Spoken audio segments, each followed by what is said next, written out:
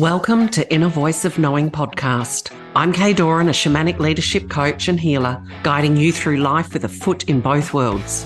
When you understand the terrain of the inner landscapes, the mental, emotional, spiritual and energetic, you will become the leader within your physical life, both personally and professionally. After all, the power of change is in your hands.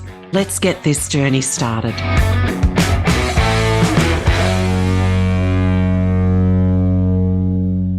Welcome back to Inner Voice of Knowing. I always say that I'm very excited with my guests, and I am for a particular reason, because as the shaman that I am, and being my own brand, I'm very integral to the energy of the heart and soul, and I'm very clear that I really only want to collaborate with people that have that resonance with my intention as well. And I cross paths with the most beautiful people in the most beautiful of ways. And as a woman who also works with sound and has done for a very long time, I'm excited to introduce this woman to you. Her bio is so many paragraphs long. I'm not going to read the whole thing. I'm just going to read a short thing and introduce her, to Tenille Bentley. And I'm going to have to read it off the card. A pioneering sound alchemist, the visionary behind EnCoda Orchestra, a world first in 432 hertz. That's going to be an interesting conversation. Symphony blending classical music with ancient sound therapy. And this is where I actually crossed paths with Tenille physically at a screening. Also the executive producer of Does Sound Heal, a powerful documentary exploring the science and healing potential of sound. Tenille, your work has received multiple international awards backed by neuroscience, reshaping how we experience emotion, wellness, and conscious leadership. Your work continues to go on. You work with children from 2 up to adults. You have a list of awards and accolades that just goes on and on and on. But my real interest with you, and we'll also see where that goes, is the movie. I'd heard of EnCoda before. I've seen you on Facebook for some years. A friend was going to take me to one of the concerts, couldn't make it. And while I was away recently up in East Arnhem Land, your advert for the tickets for the movie came up, and something was just, my inner voice was just, yes. Mm-hmm. And my husband's not normally interested in this in the same way, and he said yes too. And I have to tell you, he loved it. So Tenille Bentley, thank you so much for gifting your time to this podcast today, and welcome. Thank you so much for having me. It's a pleasure. Where did all of this start that has led you to this incredible mix, of music, from orchestral to ancient and tribal? Because, of course, I deal with the ancient and tribal, but I grew up with 2 aunts, one of them who taught me piano, who were, concert pianists and taught music, and I've, been and listened to orchestras. Where did this birth from? I'm going to say the collective consciousness. It was.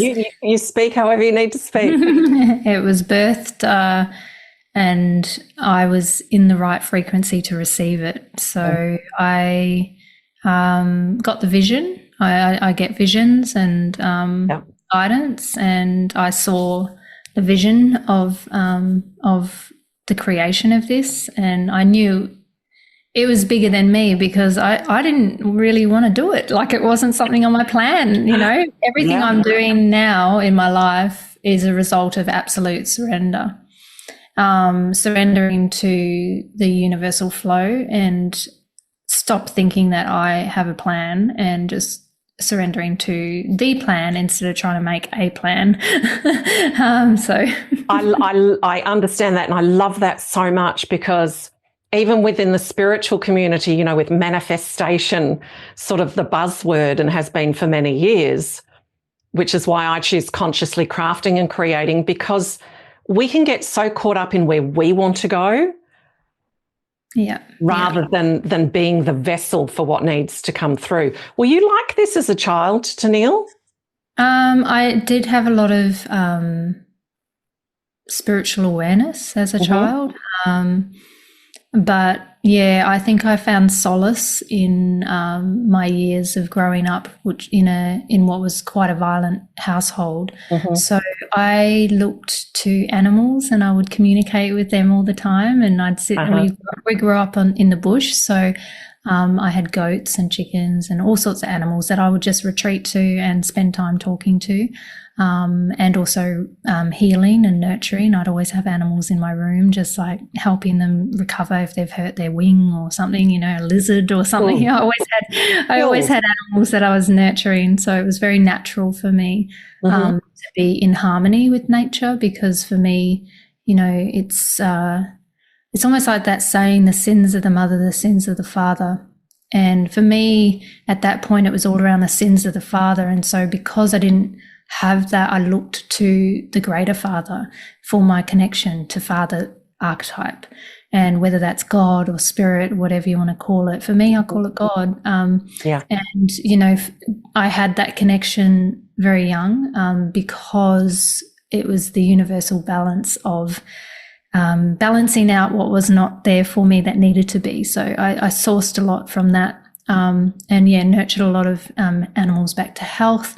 And then also music was another massive part of that. So grew up in a very musical family. So, my father was a musician, my mother an artist, and also a businesswoman. So that's where I get the business side from. Yeah. So I kind of have this eclectic mix of being a businesswoman, but also very much tapped into the divine law of the universal law. So was there religion in your household, or was it like what I experienced? I just knew it, but as children, we don't conceptualize it because it just seems so natural in that state of knowing.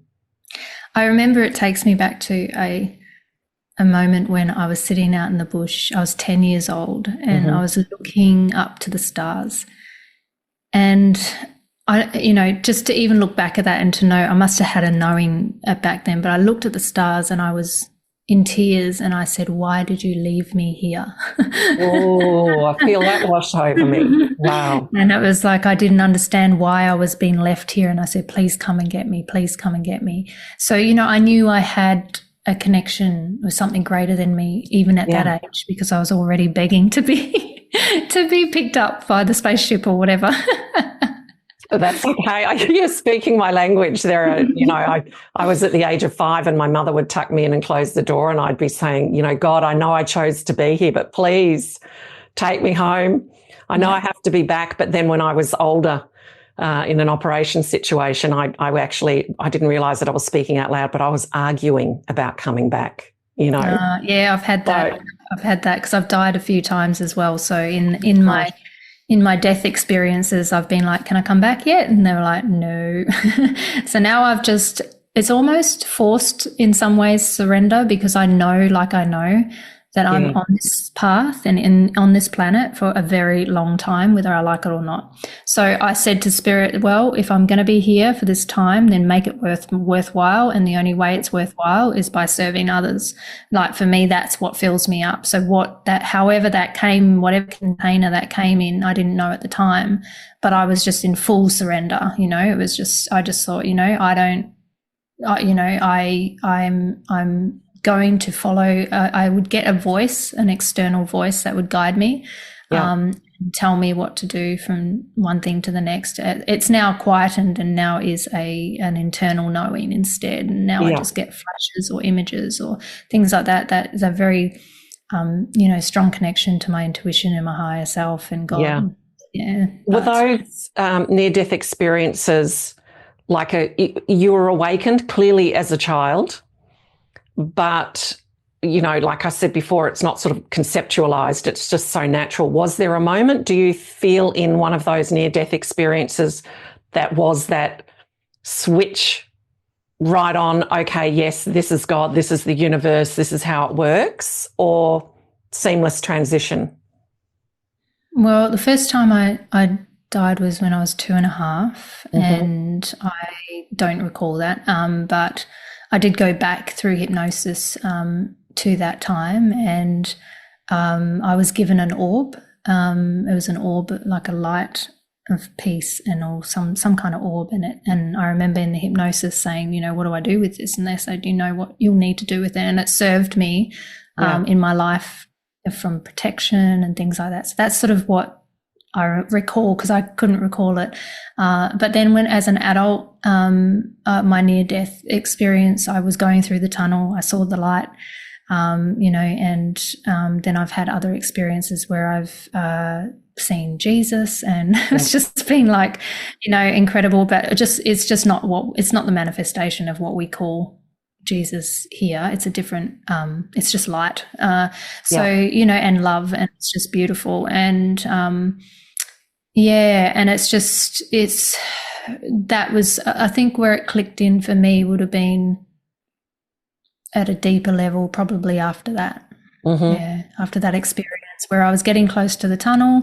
There was a lot of wind. I could feel a lot of wind, and it was really dark, and all I could see is this light, and I couldn't turn my head around. I just had to go to the light, And as I was getting closer and closer, I was getting more and more excited. And then this black wall came down, and I slammed into it. And it was wrong way, go back.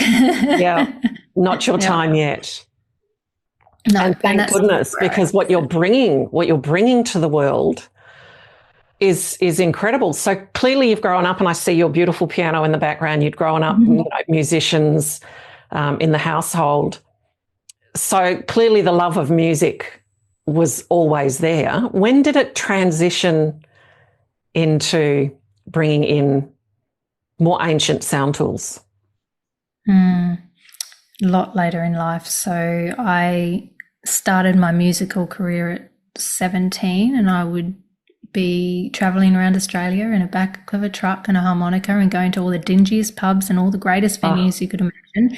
So I did the Aussie thing, and went to all these different places, sung in cover bands, and wrote material very different to what I do now, but got very close to a record contract, and then it fell through at 23, and then that was the moment where I stopped. And I said, if I don't do this, if this doesn't land, I'm going into business. I'm going to start building companies. And that's pretty much what I did. So I didn't sing for 15 years. Why was that, Tenille? Was it that it's just too hard to keep pursuing it, or just that? No, it was my pragmatic head. It was, I said to myself, I'm no longer marketable in the pop genre at that age. So I'm too old, according to them, at that age to be marketable.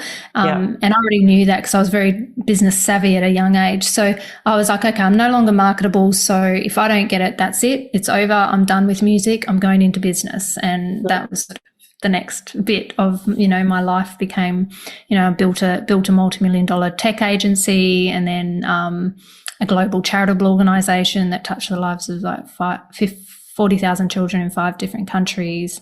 And then it became, it became a really incredible, rewarding journey. But I didn't sing for 15 years. Nothing came out of me for 15 years. Which is a shame, because I've heard you sing when you did some of the music at the end, and you have the most incredible voice. But it's fascinating, isn't it, that you've gone from this musical background, feeling so connected to nature, and then tech, building a tech. It's nuts. I don't even know how, it's so eclectic. I get it. Do you know? It was such an interesting journey, because originally I built my charity and tripled the bank balance for the charity, forgot to do my own. I'm sitting in a cafe, can't afford the cup of tea I'm about to have. And that was the moment where I was like, well, what have I built in my charity that I could turn into a business? And I used social media. At that time, it wasn't big. And I was like, I used that in building the charity. And I thought, what if I could turn a model into helping support corporate companies to do the same thing? And that's sort of where it all started. And then in 2 years, it was a $2.5 million company, and I had 50 staff, and I was majorly stressed out and manic. But you did it. I did do it. Yeah, a few hospital visits from exhaustion, but I still did it. Oh, wow. Okay, so you understand that whole burnout, strive. Huge. And what it's doing to everybody. Do you feel ever, clearly having that spiritual and energy side for me, it's so important to also have that physical understanding. As you said, you've built your businesses and all the rest of it. But do you feel like, the hospital visits and the burnout and doing that has also called on that healing side of you with 100%. Sound, with music? Yeah, look, part of my journey of healing, in amongst all of that, I forgot to mention that I lived with a chronic illness from the age of 16, which would debilitate me. It was like having a slow seizure. Every fortnight for 3 to 4 days I'd be out. So I still managed to do all these things that I did with like a chronic illness that debilitated me. I couldn't talk, I couldn't function. And, it was very challenging. But, there were times I'd sleep under a boardroom in between meetings, or sleep in the back of a car, or, it was just, I just kept pushing. And that was where I reached, was a combination of trying to find different modalities of healing is what led me also through back to music, which was really interesting. So the journey toward music and how it cracked open again for me was so unexpected as it is. Yeah. But I was hosting a US consciousness TV network we were going to look at building a consciousness TV network. In the end, it didn't work because the people, it was a dynamic thing. It just didn't work out. But I had gone to the US and we had done some interviews. And in amongst those interviews, I interviewed this incredible guy who's now a wonderful brother of mine and friend for decades, Ian Morris from Listening to Smile. And a lot of people know his work. He's like right up there with frequency music. He's the frequency guy. Yeah. So anyway, back then I was doing the interview with him for this proposed TV network, and he called himself a frequency alchemist, and I was like, what is that? And then so I got to experience his music. We connected. When I experienced his music, I felt this knocking on my third eye and I kept opening my eyes because I was like, who's tapping my head? And then it would tap again every time I closed my eyes. And I thought, okay, right, so I'll just sit with that. Fast forward, I end up back in Australia. I'm developing a conscious business leaders program. And in amongst that, I want to do a guided meditation for them. And then I thought about Ian, and I'm like, Ian, do you think you could create some specific frequencies for this program? He did it. He sent it to me. I pressed play, and all of a sudden, all these sounds came out of me. I just started singing, and it just all came out. All these ancient sounds were coming out of me, and I was just like, oh my gosh, what's happening here? I recorded it, and then I started to run workshops just with the recorded guided frequency meditation that I'd done. And I was selling out 50 people every month. And I was like, what? This is bizarre. So I dropped the whole conscious business leaders thing, and then that took me into music.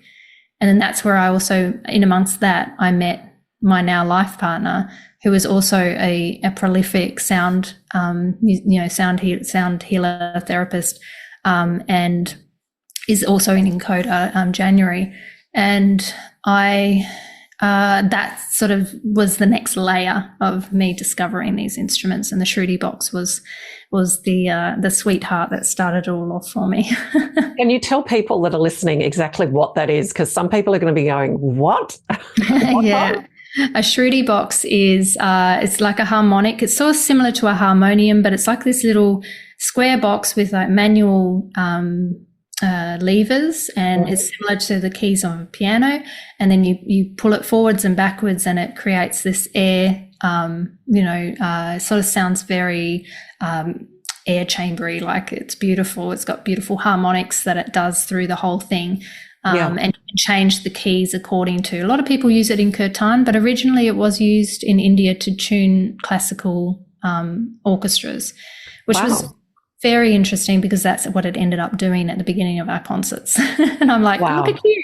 But when I played it, the first thing I felt was everyone uses it as an accompaniment instrument. And I'm like, you need center stage. Like, you need to be the center of something because you're that beautiful. And I was that in love with it. And that's where EnCoda began. So talk us through EnCoda and how you've been brought to your understanding of 432 hertz. Yes. Because it really impacted my husband so much. I mean, clearly he loves the healing side of what I do and working with sound. He doesn't understand it, but he loves it and appreciates it.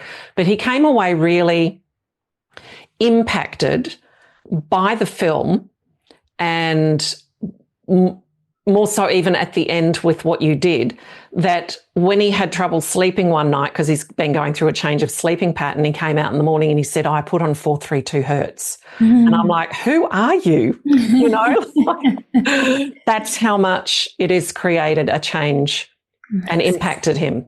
Yeah. So good.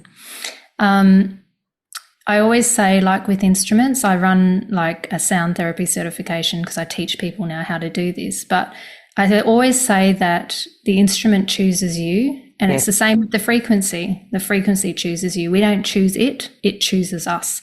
And once we are ready, it appears, you know. And so for me, it came in the form of the Shrutibox being already tuned to 432 hertz.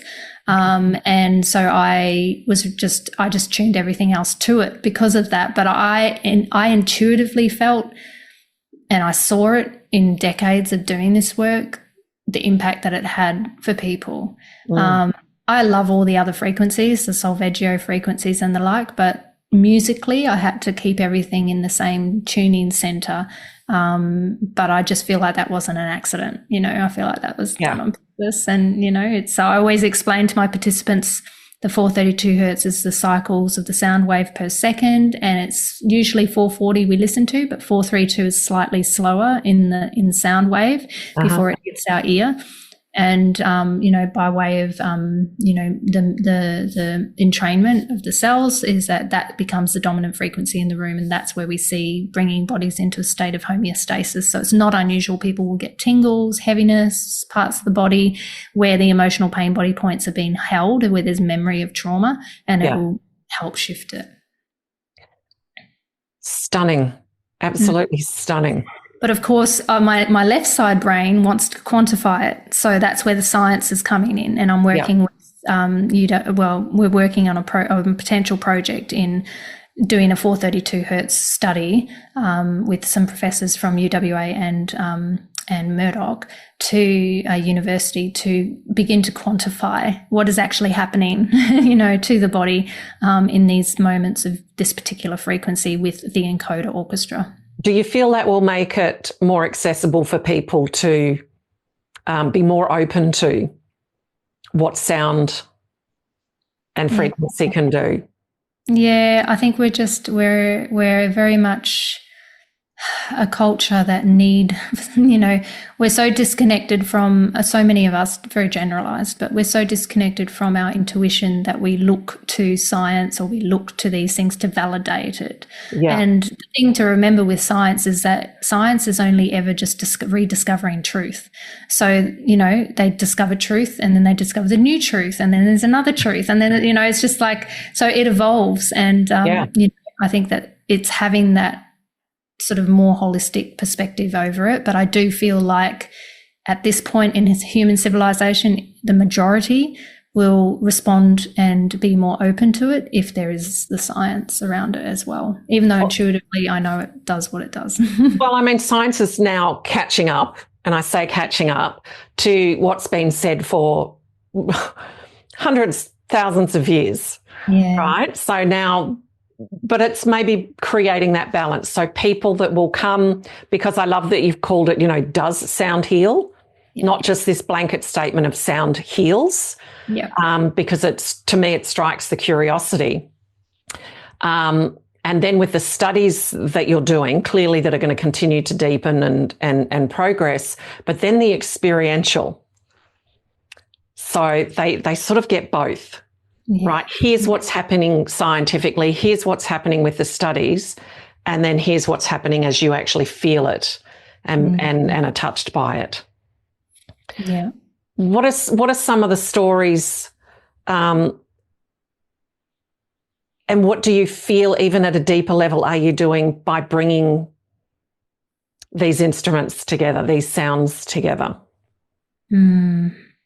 I think we're magnifying the work of the frequency, and so we can do it en masse and start to shift and elevate not necessarily elevate consciousness, but to shift people's fields so it can start to be, because we're a part of the biology of the universe, we're like the cells in the universe. And I feel like this work is a part of keeping the cells going. Mm-hmm. Yeah. What kind of experiences have people had that they've voiced back to you with EnCoda? Oh, so many. So we've had to have mental health practitioners on board at all of our concerts because it has such an impact for some people. Yeah. Emotional impact is one of the most powerful ones. So I've had people who have had something that they've been holding on to for 16 plus years, and they attend it and it's gone and it shifts. Physical responses have been people with walk in with physical pain and walk out without it. Of course, I'm very careful not to say that that's what I do because it's so different for everyone. But it's not uncommon that people come in and walk out completely different. Those that receive it in the way, like the sound is the medicine. I can't dictate, what it's going to do because you're all vibrating at a different rate. I've had instances where people who have had insomnia for more than most of their adult life, so we're talking maybe 50 years, have never been able to sleep a whole night through, done the session and slept the whole night through for the first time in their life. Wow. I had one guy who was, for 3 months was trying to get a kink in his neck sorted, went and saw a chiropractor, went and saw an osteopath, came and did a session, and he's like, it's gone. I'm fine. Like, the kink's gone. I've been trying to get rid of it for 3 months. Shifting the energy that gets trapped. Yeah. And there's just one after the next. I had like my business partner who was very receptive to the music. He said to me, I became catatonic. Like I was drooling. I knew I was drooling, but I couldn't get myself out of it. And he was in such a catatonic state that he could not move. And so the combination of bringing together a string orchestra, tuning them down to 432, bringing together the ancient instruments that we do and weaving those two together, it's almost like putting a magnifying glass on the frequency, and the room just gets like a really like big experience of that frequency, because it's kind of like on steroids. It's just as huge when you have a string orchestra playing everything in 432. And we've even seen a number of the musicians who have come to play have never done this kind of work before. Some of them have fallen asleep halfway through the concert, like they're dozing off because it's affecting them so much playing in that frequency. And many of them, are from some of the top symphony orchestras, and they come and play and they want to come back. They're like, tell us when we can come and play again. We've loved it. So it does so many different things on so many layers. That's telling you something though, isn't it? Yeah. Really, really. Yeah. That's amazing. So where to from here with you and what you're doing, Tenille? Well, we've done, so Does Sound Heal has screened across Australia. We're still doing some screenings in Perth. We're now screening in the US, so that's the next bucket. So we did one in Pennsylvania just recently, and that was a sold out screening. So we're planning to screen across the US, and we're also taking part in the Tel Aviv Museum of Art in Israel, of all places. Wow. Bringing the film there. They found us, and I just feel like this work goes to where there needs to be healing. And obviously there's a lot of healing that needs to happen there. So it's a real honour to be able to take the work there. And then with the EnCoda Orchestra, it's touring. Like, we're looking at next year how we can tour further the production. Yeah. And then beyond that, it's teaching what I do for others. So, that was something that was gifted to me by Uncle Noel, one of the Indigenous elders. He experienced, here in WA, he experienced the work that we did.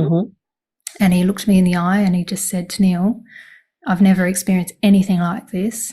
You need to teach this to others. I did not have this on my plan. And he's like, you need to teach this to the world. This medicine needs to go to the world. And of course, I'm in my head, I'm like, oh, how do I teach this? This is so intuitive for me, Yeah.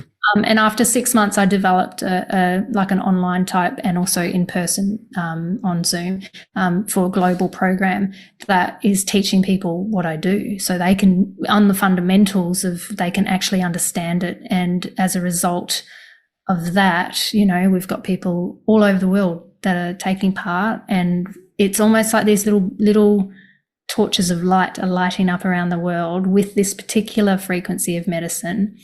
And I can see that it's going to have a global impact. So, you know, from the music side, that's what, you know, that's sort of the main focus. And then, of course, with the education side, with the Emotional Literacy Academy, we are, you know, working with children all the way, even just 6 months old, in early childhood centres, all the way up to corporates.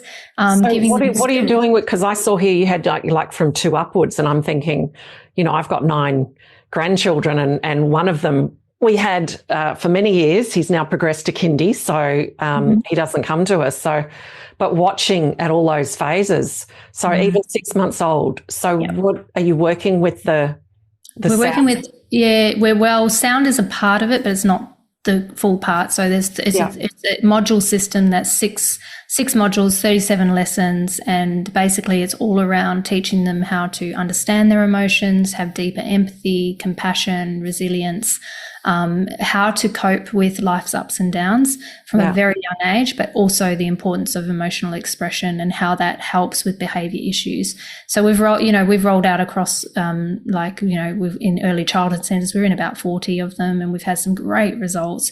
One of the modules in there, and also one of the key things in there, is the sound frequency. So they have an album that they use. They play it throughout the whole child's care centre, and they've said that the children sleep longer, the children are calmer. So we know that it's having an impact. And so that's sort of the twofold of, you know, of what I'm doing in dovetailing, because I was like, how do I bring the perceivable woo-woo, and I don't like that term, but, you know, the perceivable woo-woo into an education space. So emotional literacy was important because that dovetails into my lifelong query around why people do what they do because of what I grew up in. How do we shift that? How do we change behavior in generations? And that's to do with understanding their emotions, like why we do what we do. Most behavior issues come from a lack of that, and it wasn't in our narrative growing up. So we teach these modalities, and we've just I just had a call with a high school. We've got teenage boys that are using this now, that are going to be, you know, being able to have deeper levels of empathy and compassion.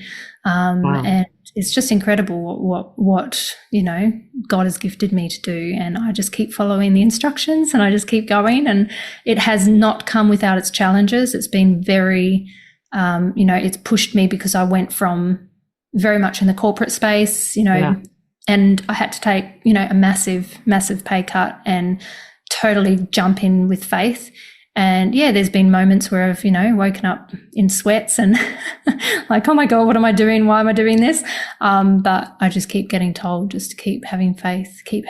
So it's been incredible. I love that you share that, Tenille, because some people look upon others and go, oh, wow, and look at their life.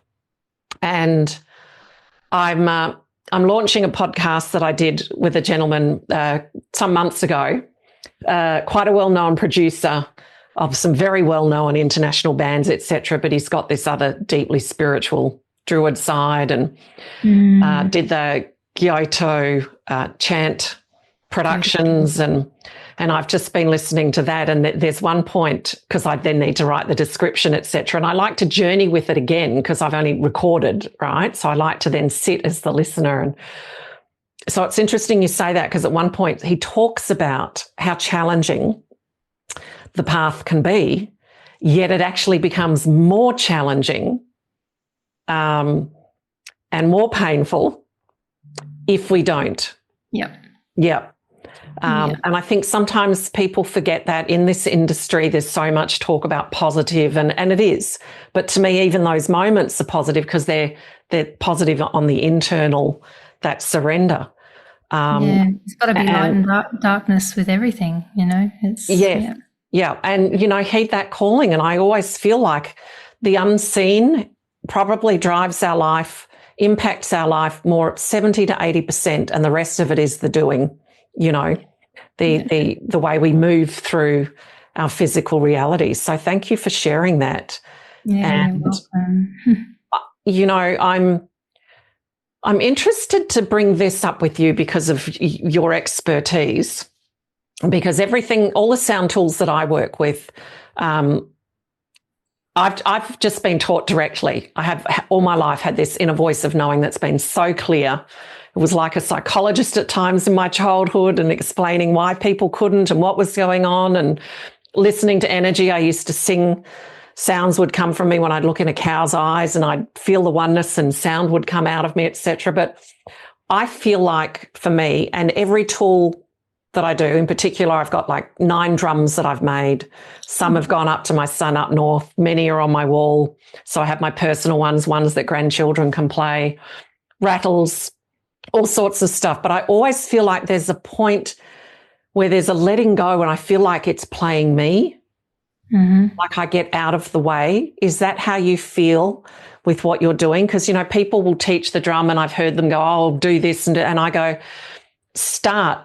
And very quickly you will find that it is actually, every sound tool speaks to me, it sings to me, it guides me, rhythm comes out that isn't coming from my head. Is that how you experience when you're playing as well? Yeah, so when I'm teaching my sound students about this, and this is what they say, is like, we've never had this kind of experience in learning it like this. It's very intuitive, and I get them to pick instruments and actually like sleep with them in the bedroom. So have them by their bed, connect with the energy of the instrument, you know, build a relationship with it. And that's really important because it does speak to you.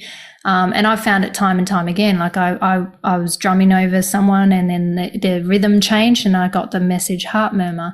And then the husband, I went down to his feet, and it was like grounding. And then by the end of it, I spoke to them, and she said, yeah, I do have a heart murmur. So the drum told me something and gave me the rhythm of her heart, what was happening. And then the husband had lost a lot of family, and so she said he was very much out of his body, so he needed a lot of grounding. So, you know, when you start to trust that and they talk to you, you know, it's like this beautiful connection that you have with them. And it's something that is very sacred in my teachings to my students, that I teach as the fundamental. It's not A plus B plus C. It's like your unique signature and how that interweaves with the signature of the instrument.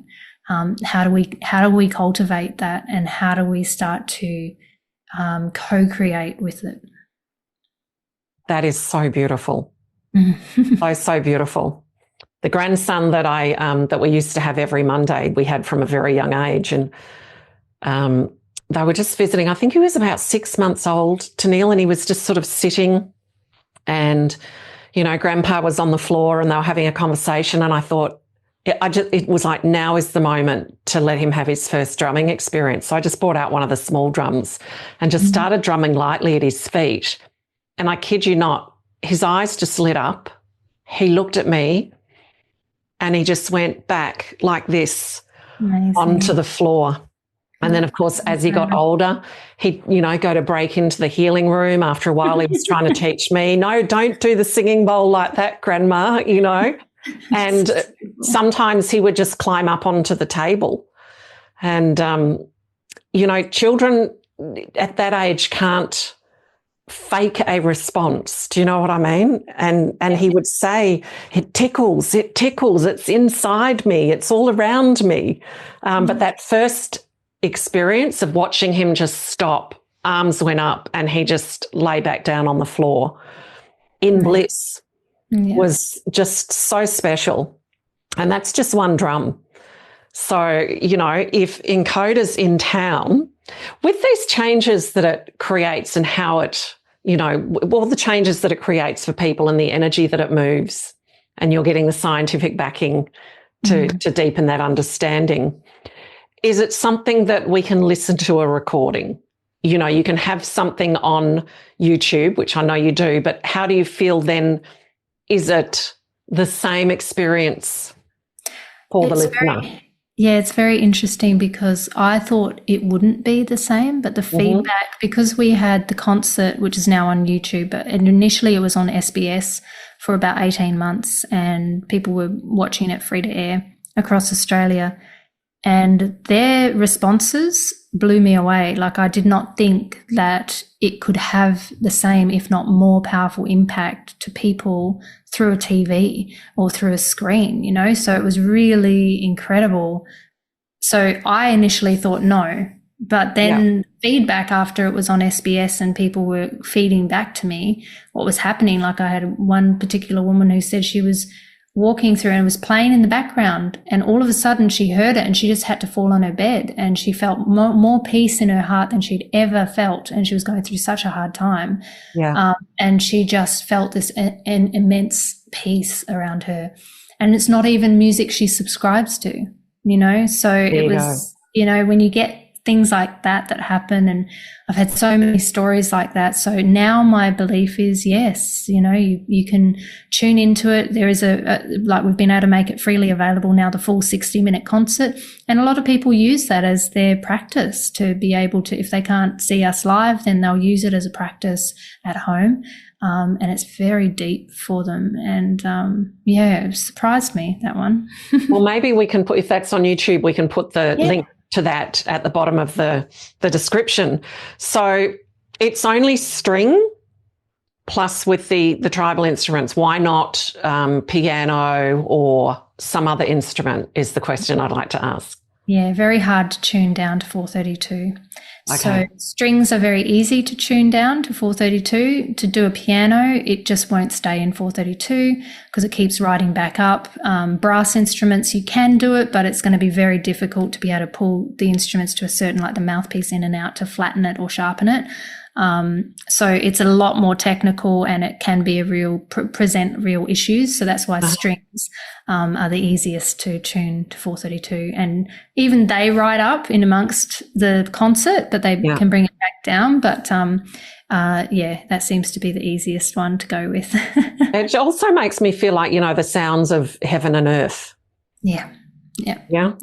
That's what it feels like. Yeah. And it's beautiful because at the beginning I do an incarnation prayer, which is in my language, in my culture. I'm Indigenous to the Māori culture in New Zealand, and so I bring in the incarnation prayer, which is known as a karakia, and that's all about connecting Ia Papatuanuku, the Earth Mother, and Ranganui, the Sky Father, together, because in our culture it talks about that Ranganui and Papatuanuku were separated by their sons, all the different gods of thunder and gods of this and that. They were separated, and so every time it rains, they say that it's Ranganui crying for his love for Papatuanuku.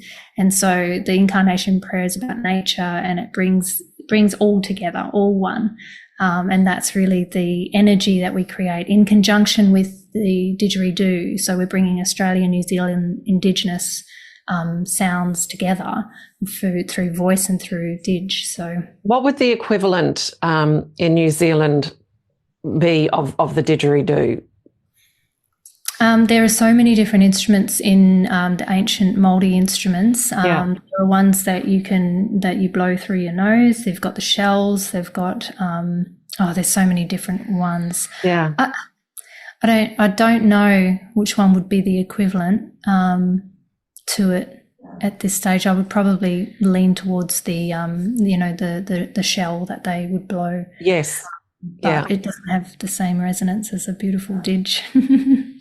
Fascinating. The whole time you've talked from the beginning, just different waves of energy washing over me.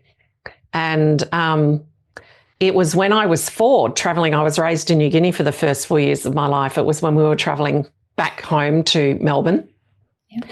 And the way that I remembered actually that I'm shaman was because I was being told by spirit, but then I had a meditative vision, which turned out to actually be real, that when I was 4 in New Zealand, there's a photo of me, I've got it now, of me on a Maori woman's hip, traditionally dressed, and she'd been whispering in my ear about my connection to all things and to the earth, basically telling me that I'm a shaman and telling me that when I would remember, then I would feel at home again.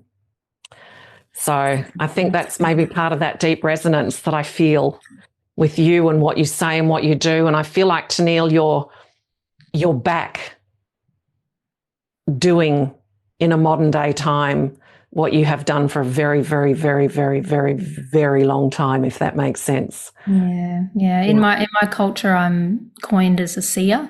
I have the seers in the tribes, and from the Māori side, I originate from the Ngāpuhi tribe, which was the only small-boned Māori tribe that existed. So it was, there's a lot of very interesting culture and rich culture in there. But yes, it's such a beautiful thing to be able to go back to our roots and bring the essence of that into and weave it into the modern tapestry of, sound. Well, you are certainly doing that very powerfully and very beautifully. And I feel like it's not just the beginning for you, but it feels like the beginning of even something bigger. And I'm so glad that we crossed paths and that you said yes to coming on. So the podcast is Inner Voice of Knowing. What would you like to say about your own inner voice of knowing to the listeners? Oh, that's my dog. She wants to say something too. She's she's a very spiritual being. Is that maybe that's the message, is that the inner voice is also the collective. So it's through trees, it's through animals, it's through all of it. It's not separate. It's kind of like an orchestra. It's the music of an orchestra. It's like we have the individual notes, and the space between the notes helps us hear the music and the beauty of the music, but it's that orchestra of life, and that each of our individual notes, when they come together, are just like a masterpiece. That is so beautiful, and I've always used that analogy with the piano when people have gone through, people have left their life. I've just said, look, we're all a beautiful note on the piano, and some notes go beautifully together and others don't, and we're moving up the scale if we're doing the growth and the work. So what once used to sound beautiful together no longer sounds beautiful together. But when we all come together from love and soul awareness and that we are all connected, it is a beautiful orchestra. It is. Tenille Bentley, thank you so much for your time and for your wisdom. I could sit here for forever and just keep listening to you and your wisdom. And we will definitely leave a link to the EnCoda Orchestra piece on YouTube, and also a link for if they'd like to contact you and do any work with you or learn. Yeah, of course. Yeah. Beautiful. Well, thank you so much for creating the space to have the conversation. That in itself is its own being, is its own frequency. So thank you for creating that and making it available. Thank you, Tenille. Bless. Join me on my next episode. And if you love this podcast, please subscribe by clicking on the plus button if you're on Apple, or like and follow on Spotify, rate and review. And please share Inner Voice of Knowing with your friends.